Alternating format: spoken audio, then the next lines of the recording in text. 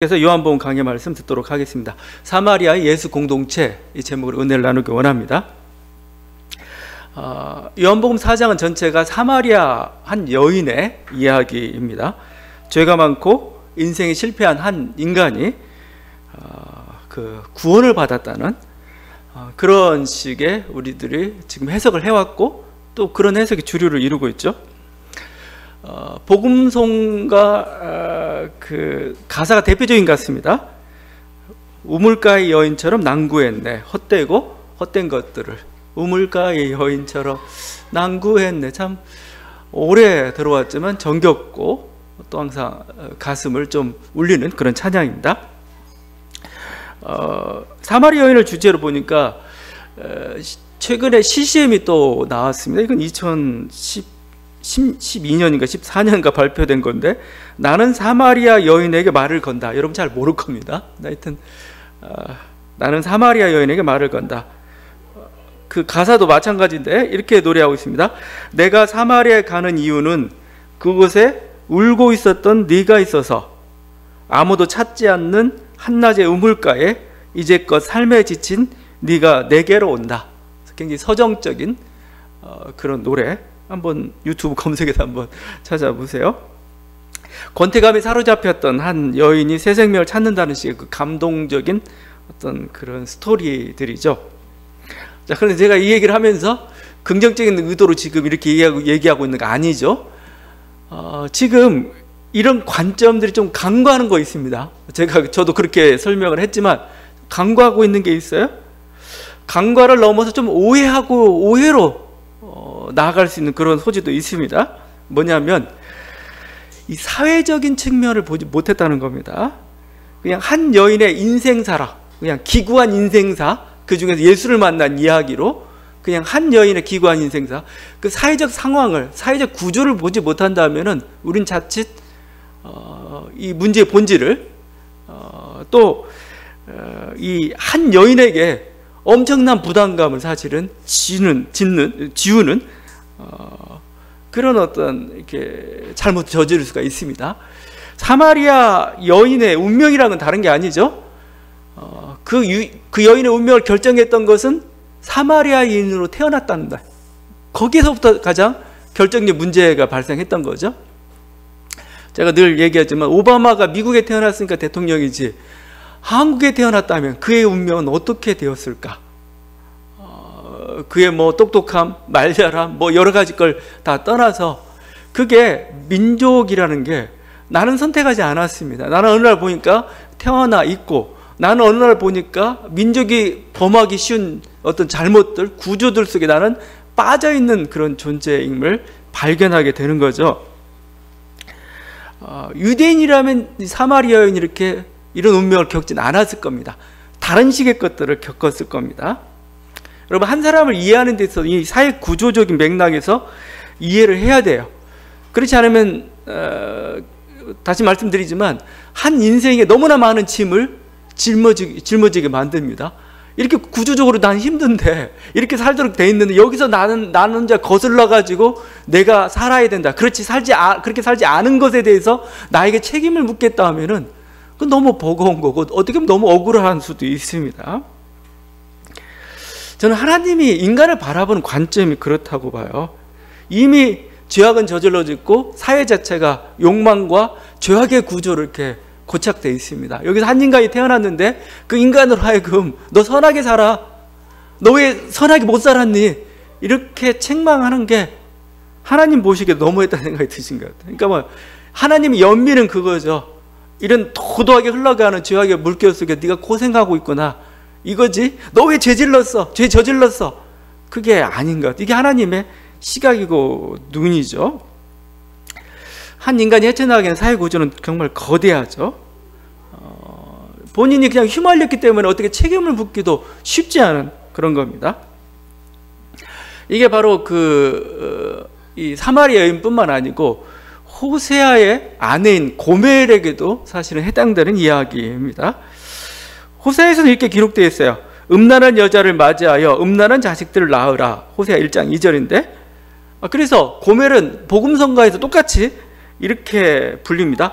음탕한 저 고멜과 같이도 방황하던 나에게, 요즘 이런 단어 쓰기도 좀 어려운데, 음탕한 저 고멜과 같이도 방황하던 나에게. 근데 이렇게 고멜에게 이렇게 가혹한 이런 낙지를 붙여도 되냐, 이거 음탕했다 이거죠. 사실 고멜의 행동은 이 개인의 부도덕성만으로 우리가 볼 수가 없습니다. 왜냐하면 당시 이스라엘 사회 전체가 우상 숭배에 다 물들어 있었죠. 바알 우상 문화에 젖어 있었습니다. 그 당시 우상의 전당에서 우상 숭배하고 난 다음에 그 다음에 부도덕한 어떤 섹스 제의가 같이 이루어졌던 그때의 풍습이었어요. 결혼 풍습부터 시작해가지고 모든 어떤 그 삶의 풍요 제의들이 바알의 그 섹스 제의에 사실은 맞춰져서 진행되었던 거죠. 그냥 힘없는 이 여인은 그냥 그 문화를 따라갔을 뿐입니다. 근데 그 여인 보고 저항하지 않았다고 이렇게 음탕하다 이렇게 붙여야 될 것인가? 어떻게 보면 고멜은 남성들이 만들어 놓은 그 우상 문화, 그죠? 거기에 피해자일 수 있는 겁니다. 근데 너 왜 똑바로 못 살아? 이렇게 묻기가 어렵다는 거죠. 사마리아 여인 또한 그 사마리아 민족 전체의 어떤 죄악에, 아니면 그 민족 전체가 가지고 있는 한계 상황에, 아니면 민족 전체가 당하고 있던 차별의 희생자라는 거죠. 단지 그게 뭐예요? 남편이라는 통로를 통해서 뭔가 자기를 해결해 보려고 했는데 사실은 그 구주 자체가 잘못했던 거죠. 그 속에서 자기가 뭔가 고통을 겪고 있는데 그 답이 남편에게 있을 거라고 이렇게 추구했던 게 바로 이 사마리아 여인이었던 거죠. 어떻게 보면은 민족적 차별의 희생자라고도 볼 수가 있죠. 진리의 길이 차단당한 채 남편에게 그 일을 찾으려고 발버둥 쳤던 그런 여인이었죠. 그래서 오늘 보게 되면 오늘 말씀이 드디어 문제의 본질을 향해 가고 있다. 사마리아 한 여인의 구원도 중요하지만 이 사마리아 한 여인을 통해서 사마리아 민족 전체가 이제 구원에 이르는, 진리에 이르는 게 중요한 거죠. 거기서 39절입니다. 여자의 말이 내가 행한 모든 것을 그가 내게 말하였다 증언하므로 그 동네 중에 많은 사마리아인이 예수를 믿는지라. 바늘구멍 같은, 한 여인이 구원받는 사건은 바늘구멍 같은 사건입니다. 근데 그게 계기가 되어서 그게 큰 구멍이 되고 결국은 민족적 한계가 극복되고 어둠에서 빛으로 나아가고 또 민족적 차별이 극복된 하나의 계기가 되었다. 또 그렇게 예수님의 하나님께서 나에게 맡기신 일은 바로 그거였던 거죠. 그곳을 향해서 지금 주님은 나아갔던 겁니다. 이거 어떻게 보면은 이런 그 민족적 차별, 사회 구조적인 악들 이런 것들이 생기는 게 이게 어떻게 보면 인간이 가지고 있는 인식의 한계, 우리가 그걸 그냥 어떤 편견 이렇게라도 이렇게 볼 수도 있습니다. 어떤 그건 또 문화적 코드라고도 할 수가 있는데 오늘 여기도 말고 밑에 우리가 마지막으로 읽은 그 말씀 속에서도 잘 나타나고 있죠. 사람이 어느 정도 진리를 인식하는 데 있어서 항상 그 한계, 민족적 한계를 떠나서 하나의 종족적 한계라고 볼 수밖에 없죠. 자기 눈으로만 보려고 해요. 자기 눈으로만 세상을. 43절과 44절이죠. 예수께서 거기를 떠나 갈릴리로 가시며 친히 증언하시기를 선지자가 고향에서는 높임을 받지 못한다. 왜 이러는가 선지자들이? 이것도 어떻게 보면 인간이 스스로 잘 알고 있다고, 진짜는 모르면서 그런 한계 가운데 있는 거죠. 그래서 소경이 되는 거죠. 편견이라는 것은 없으면 그냥 겸손하게 우리가 나아가면 됩니다. 나는 모른다고. 편견이라는 건 오히려 잘 알기 때문에 자기 경험이나 지식을 절대화하면서 생기는 거죠.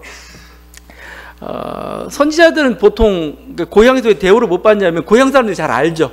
어린 시절을 알고 있고 얘 한계를 알고 있고 뭔가 욕망도 알고 다 그럽니다. 근데 선지자들의 존재가 어떤 존재예요? 갑자기 하나님의 말씀이 임합니다. 하나님 말씀이 임해가지고 내가 하나님 말씀 선포합니다. 근데 이제 고향 사람들이 그 말씀을 들었을 때 그 말씀 그대로 반응하는 게 아니고 인간을 보는 거죠. 쟤 잘 아는데, 쟤는 어떤 사람이었는데 어떻게 저게 하나님 말씀이야? 하나님 말씀이 안 들어오는 거죠. 45절에 이렇게 합니다. 갈릴리에 이르심에 갈릴리인들이 그를 영접하니, 이 구조 참 해석하기 어렵습니다. 아니, 선지자가 고향에서 이렇게 환영을 잘 못 받는다고 얘기해 놓고는 갑자기 갈릴리에서 갈릴리인들이 다 영접했다니 해가지고 이것 때문에 학자들마다 막 이게 이게 무슨 뜻이야라고 이렇게 하는데, 제가 보기에는 갈릴리인들이 예수님을 제대로 영접하는 건 아닙니다. 그건 알 수 있는 게 48절에 읽지 않았지만 이렇게 되어 있어요. 예수께서 이르시되 너희는 표적과 기사를 보지 못하면 도무지 믿지 아니하리라.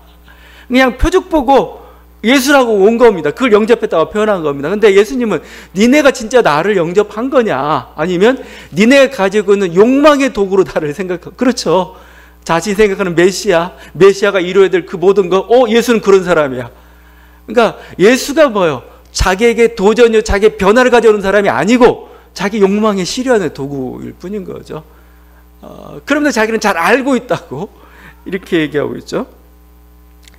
눈에 보이는 것만, 자신이 믿고 싶은 것만 믿고, 보이지 않는 것, 진정 하나님 말씀 앞에 자기 무릎을 꿇지 않는 그런 모습이죠. 제대로 영접하지 않은 겁니다. 자기 기준으로 믿다 보니까 그런 거죠. 그러니까 이런 식으로 해가지고 사마리아에 대한 어떤 민족에 대한 차별도 생긴 거죠. 쟤들을 잘 알아, 쟤들은 이런 존재야. 그러다 보니까 사마리아 민족 자체도 한계, 이게 차별적 용어랄까, 배제라는 게 참 무서워요. 왜냐하면 이게 자기 자의식이 됩니다. 자의식. 어떤 스스로 검열하기도 하고, 그러니까 이게 참 무서운 겁니다. 내 스스로가 다른 사람이 차별하는데 난 그거 상관없어, 나는 나의 길 가면 되는데, 그게 그렇게 되지 않아요. 그 사람이 보는 눈이 바로 자기를 보는 눈이 돼버리고, 언젠가는 자기를 검증하고 어떻게 보면 어떤 자기를 굉장히 실패한 인생으로 규정짓는 그런 시각이 돼버리고 말아요.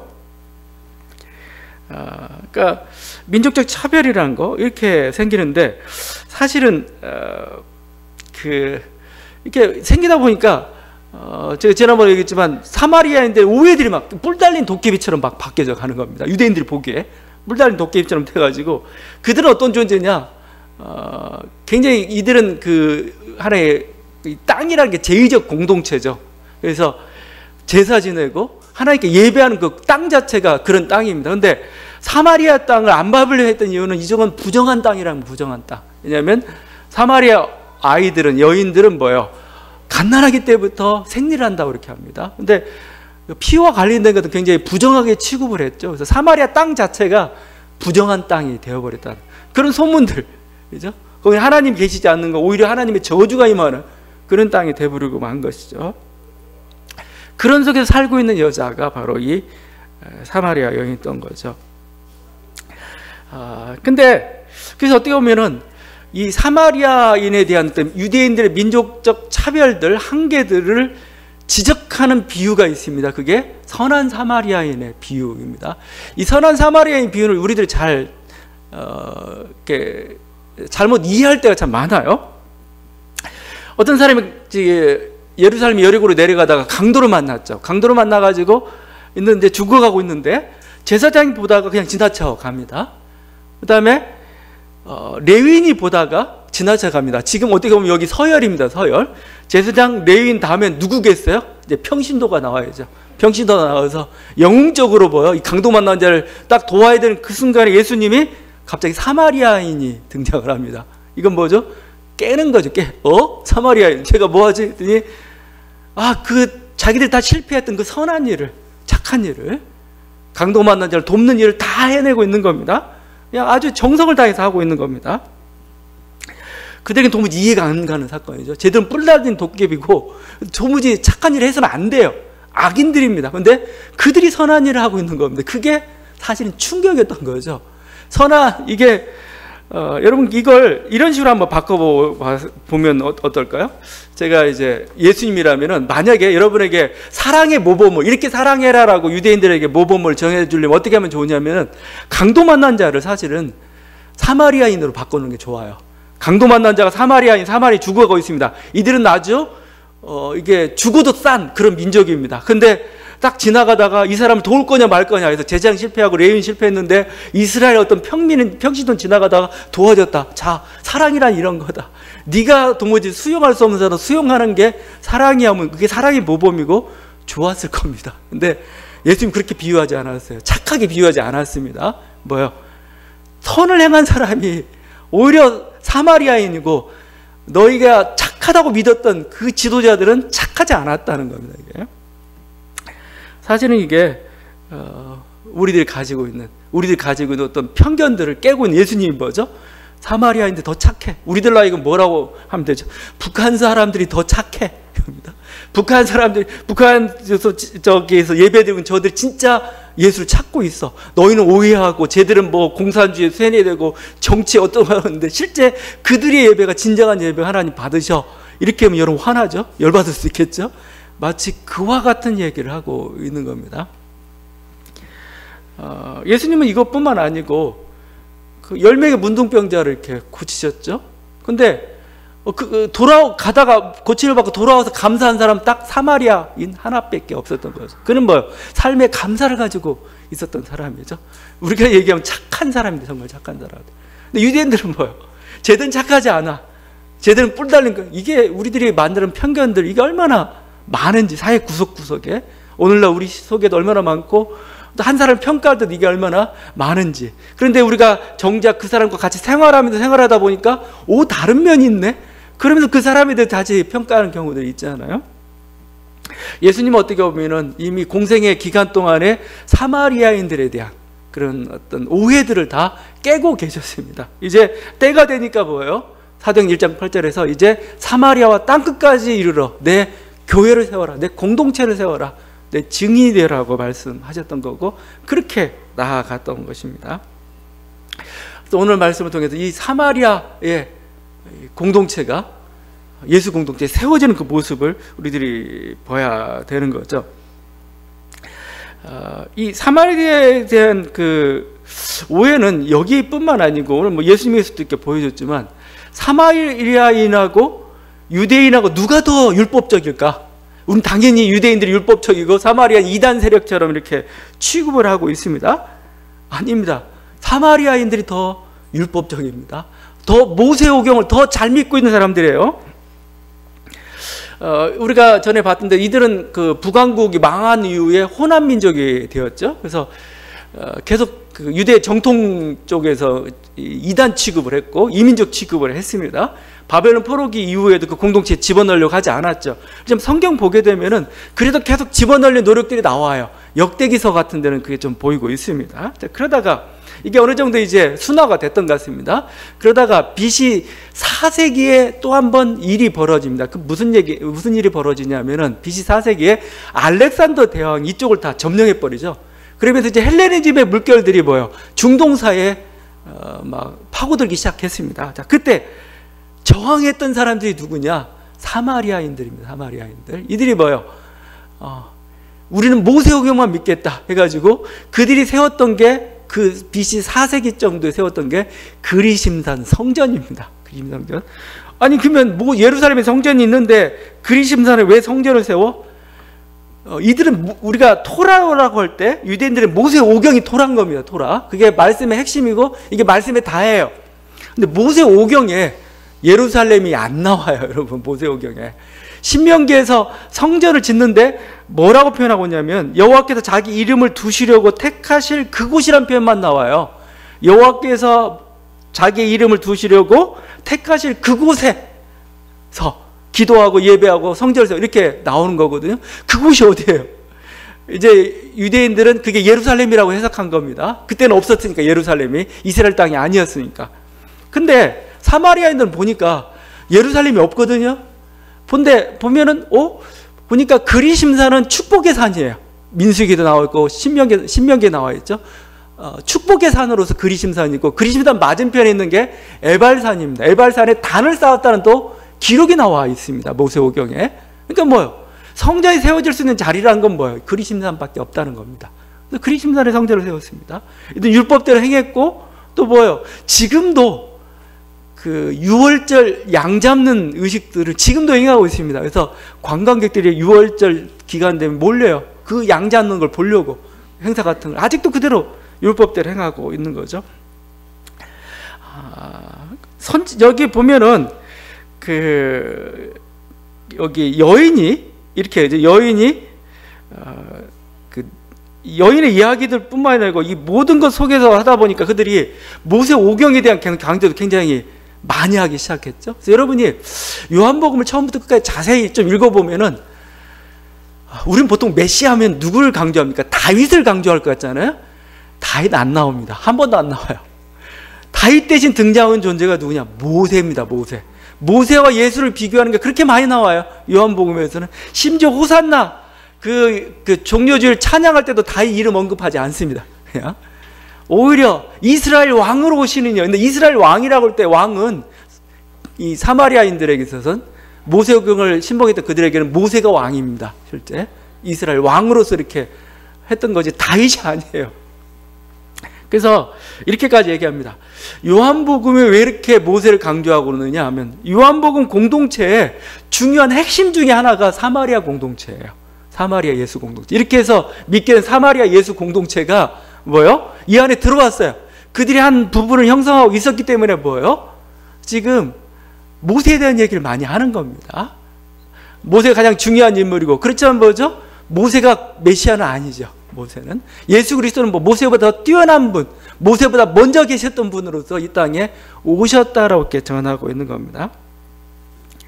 제가 이렇게 말씀드리고 있는 것은 물론 둘 다 한계가 있습니다. 유대인이나 사마리아인이나 다 한계가 있지만 그 둘 중에서 누가 더 성경적이냐?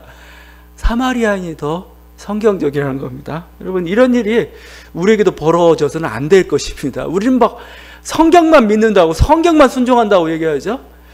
우리 믿고 있는 그 신앙이 우리들의 삶 가운데서 얼마나 그런 정말 아닌 것들이 많을 겁니다. 마태복음에 예수님께서 주여 주여 하는 자만 다 내게로 오지 못할 거라고 얘기를 하잖아요. 말씀을 정말 제대로 말씀대로 보고 있는 건가? 말씀 앞에 순종하고 있는 건가? 이거에 따라서 결정되는 거지. 내가 교회 다니라고 해서, 내가 무슨 어디 교단 소속이라고 해서, 내가 무슨 직분을 가지고 있다고 해서 아니라는 겁니다. 오히려 우리 그래서 어쨌든 순간 전 이단들이 더 성경에 대해서 더 충실한 쪽도 있어요. 하나님 말씀이니까 우리가 순종하겠다. 우리는 하나님 말씀 얘기하면서 오히려 더 전통과 교리로 이것을 제한해 놓을 때도 좀 많이 있습니다. 바로 이들이 가지고 있던 그 모든 오해들을 다 깨트려 버리는 거죠. 오해들 다 깨트려내고 참 진리를 만날 수 있도록 모든 편견들, 배제들, 차별들 스스로 가졌던 그 모든 것들을 깨고 뭐죠? 한 사마리아 여인이 또 사마리아 공동체가 이제 진정한 하나님의 자녀로서 이제 예수 공동체가 되어가는 그 과정들. 이게 바로 오늘 나와 있는 그 말씀들입니다. 여기에서 또 한 번 이게 우리가 좀 주목해야 될 게 있는데 이 사마리아인들이 그 여인한테 하는 말이에요. 여인으로부터 예수님에 대해 소개를 받았죠. 근데 이렇게 얘기합니다. 그 여자에게 말하되 이제 우리가 믿는 것은 내 말로 인함이 아니니 이는 우리가 친히 듣고 그가 참으로 세상의 구주신 줄 알미라이다. 저는 네 말 듣고 했는데 이제는 뭐요? 직접 예수의 말을 듣고 나니까 참이고 그분이 우리들이 기다렸던 구원자고 우리 이제 그를 믿는다 한 겁니다. 자, 그 사건 전에 하나가 더 있죠. 40절이죠. 사마리아인들이 예수께 와서 자기들과 함께 유하기를 청하니 거기서 이틀을 유하심에 예수님이 왔어요. 여러분, 우리는 뭐 바로 진리를 듣고 싶고 믿겠습니다 이렇게 가는 구조잖아요. 근데 요한복음 조금 독특한 게 있습니다. 왜냐하면 예수님 왔는데 예수님한테 알려주십시오 이 하기 전에 뭐요? 거기 있는 대로 우리에게 유하시기를 원합니다. 함께 머무르기를 원합니다. 우리 함께 거하십시오. 그러니까 예수님이 이틀 밤을 그곳과 함께 합니다. 자, 이틀을 유했다는 게 굉장히 중요한 겁니다. 이건 우리가 첫 제자들이 예수님께 나왔을 때도 마찬가지입니다. 그들이 예수님 만났을 때 어떻게 했습니까? 예수님 무엇을 구하느냐라고 하니까 제자들이 했던 말이 랍비 어디 계십니까? 입니다. 어디 계십니까? 그러자 예수님이 와서 보라. 그리고 이렇게 얘기합니다. 그들이 가서 계신 데를 보고 그날 함께 거하니 때가 10시쯤 되었더라. 함께 거하니 이게 헬라어로 메노라고 합니다. 메노. 함께 유했다. 함께 거했다. 그죠? 함께 생활했다 이거죠. 생활했다. 예수가 내 안에 오고 내가 예수 안에 들어가는 함께 그런 어떤 그 공동체. 이거죠? 지금 제가 이렇게 요한복음에 또 독특한 게 여러분이 잘 보면 교회라는 단어를 안 써요. 교회가 가장 보편적인 단어죠. 빛과 생명 교회 이렇게 해야 되니까요. 교회라는 단어 안 쓰고 오히려 쓴다면은 빛과 생명 공동체라는 표현이 더 좋을 것 같습니다. 그냥 이런 식으로 정확히 뭐 공동체라는 표현도 있는 건 아니지만 그 의미를 볼 때 그렇다는 겁니다. 그게 잘 나와 있는 게 요한복음 15장이죠. 포도나무 공동체의 은유죠. 나는 포도나무여 너희는 가지라. 그가 내 안에 내가 그 안에 거하면 사람이 열매를 많이 맺나니. 15장 5절 15장 4절 내 안에 거하라 나도 너희 안에 거하리라. 여기도 거한다. 매노입니다. 매노. 유하다. 거기 살다. 이런 거죠. 여기 거하면서 우리는 예수님의 말도 듣기도 하고 그냥 표정을 보고 즐기기도 하고 먹기도 하고 그러면서 뭐죠? 예수와 함께 온전한 사랑의 공동체를 이루는 거죠. 이거 연합인 겁니다. 연합. 이게 목표입니다. 예수를 만나가지고 뭔가 신비한 지식과 정보를 여러분 알 것 같아요? 그게 아닙니다. 여러분 요한복음을 다 한번 읽어봐요. 여기서 여러분이 준 지식이 있나요? 무슨 새로운 정보가 있나요? 고급 정보가 있나요? 옛날 영지주의라고 해가지고 그들은 뭐예요? 막 어떤 신령한 지식들을 자기들만 알고 있어요. 자기들만 비밀스럽게 전달하고 막 그럽니다. 요한복음에 나와 있는 게 뭐예요? 아무것도 없어요. 신령한 지식들 아무것도 없습니다. 단 한 가지, 그리스도입니다. 그리스도. 예수 그리스도. 예수 그리스도 그 한 분만 전하고 있는 겁니다. 그분을 만나고 그분을 사랑하고 뭐 그분을 내 안에 모시고 그분의 말씀에 순종하고 이것밖에 없어요.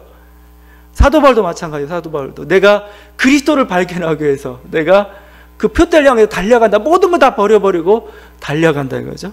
어떻게 보면은 그냥 드라마에 나오는 그런 장면일 수도 있습니다.